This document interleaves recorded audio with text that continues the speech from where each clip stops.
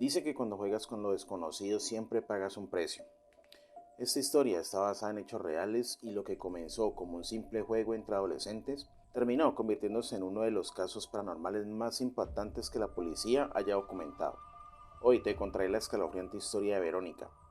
Es el 15 de junio de 1991 en Madrid y las sirenas de las patrullas rompen el silencio de la noche mientras los agentes se apresuran para responder a un llamado de emergencia. En el edificio, una madre desesperada corre a abrazar a sus hijas.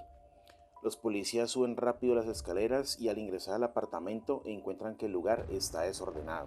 Pero es al abrir una de las habitaciones cuando lo que ven en su interior los deja sin aliento. Para entender lo que pasó ese día tenemos que retroceder 3 días. Es una mañana cualquiera. Verónica, una adolescente como cualquier otra, despierta temprano para ayudar a sus hermanos pequeños a alistarse para la escuela.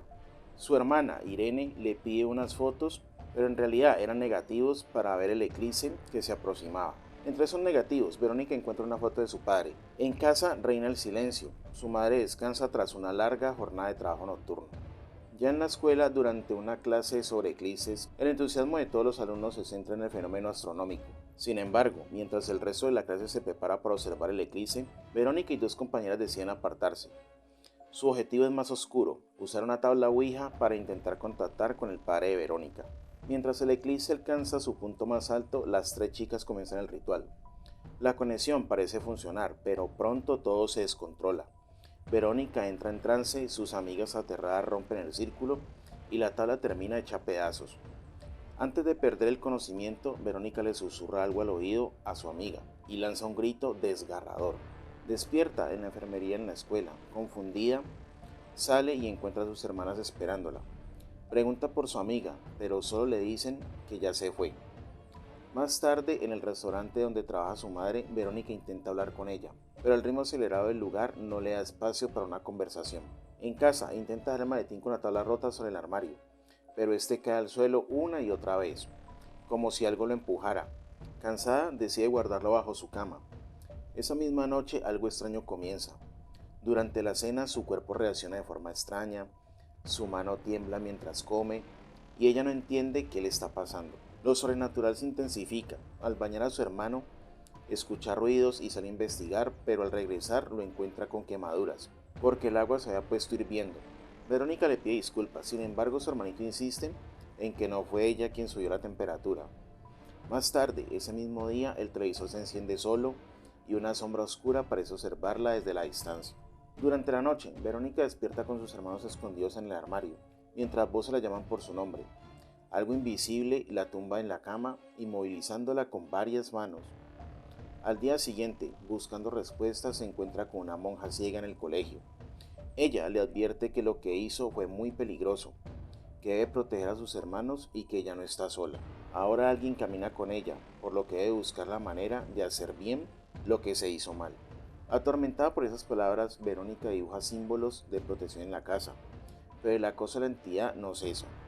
Juguetes que se encienden solos, sombras que recorren las paredes, sus hermanas siendo atacadas por algo invisible. Llega un punto en que todos terminan durmiendo juntos en la sala intentando protegerse. Desesperada, Verónica intenta que su madre la escuche. Ella le confiesa que jugó a la ouija, pero su madre, cansada y abrumada, le pide que madure, que ella necesita de su ayuda. La soledad de Verónica es cada vez mayor.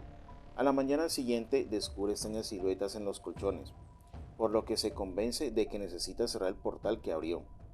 Busca a su amiga para repetir el ritual, pero como Verónica está histérica, la sacan de la casa.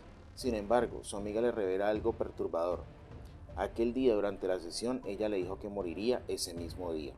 Sin nadie que pueda ayudarla, Verónica decide actuar sola. Así que reúne a sus hermanos en casa y con su ayuda prepara la sesión final. Sin saberlo, su pequeño hermano dibuja un símbolo de invocación en lugar de uno de protección. La sesión comienza y el caos también. Ruidos, golpes, sombras que se mueven, las velas que se apagan y la tabla vuelve a romperse. El miedo se convierte en desesperación. Verónica llama a emergencias mientras busca a su hermano, que ha sido arrastrado por la entidad. Corre por toda la casa, pero algo la empuja. Los bombillos se rompen, el ambiente es asfixiante.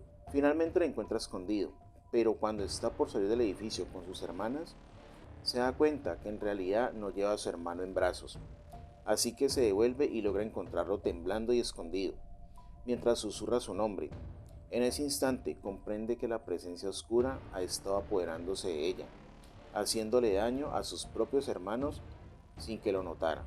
En un acto de sacrificio decide acabar con todo para salvarlos.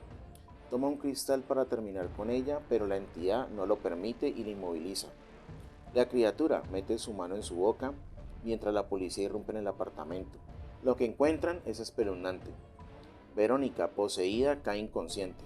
Finalmente, la película termina con el inspector observando una foto de Verónica que empieza a arder misteriosamente mientras le confirman que Verónica ha fallecido, a la vez que realiza el informe policial que registra lo ocurrido. Y hasta aquí llega esta historia.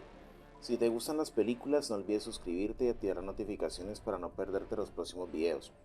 Dale me gusta porque tu apoyo es vital para el crecimiento del canal. Gracias por llegar hasta el final y sin más, hasta la próxima. Chao.